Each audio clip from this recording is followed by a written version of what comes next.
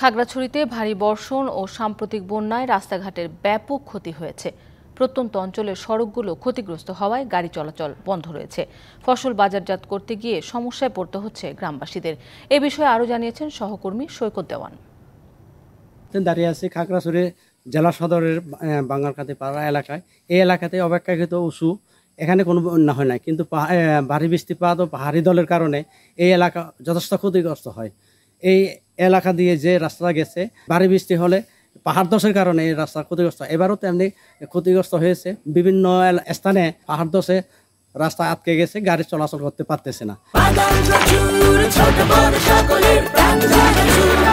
স্বাদে ভরপুর প্রাণ চানাচুর।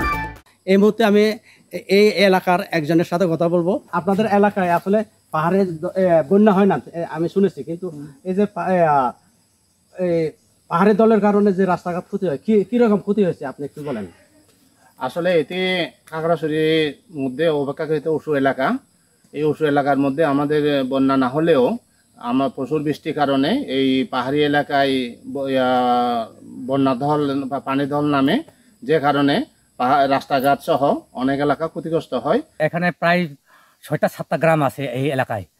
রাস্তা ভাঙা যাওয়ার পর এখানে প্রায় মালপত্র বহন করতে পারলাম না, প্রায় অসুবিধা করছে আর কি। বন্যায় এই রাস্তা দেবে যাওয়ার ফলে, 3 জায়গায় রাস্তা দেবে যাওয়ার ফলে এলাকাবাসীর খুব অসুবিধা হচ্ছে। তাদের সেই কৃষিপণ্য আনা নেওয়া করতে পারতেছে না, তারা অসুবিধায় ভুগতেছে।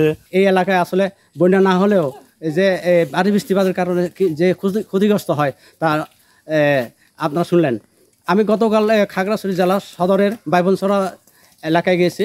বাইবনছড়া এলাকা যে ছোটবাড়ি এবং রান্নাবাড়ির মাঝখানে 2 কিলোমিটারের মধ্যে 3টি স্থানে রাস্তা দেবে গেছে।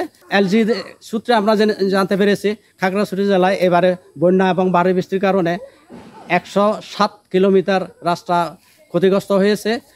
14টি কালভার্ট এবং 3টি ব্রিজ ক্ষতিগ্রস্ত হয়েছে।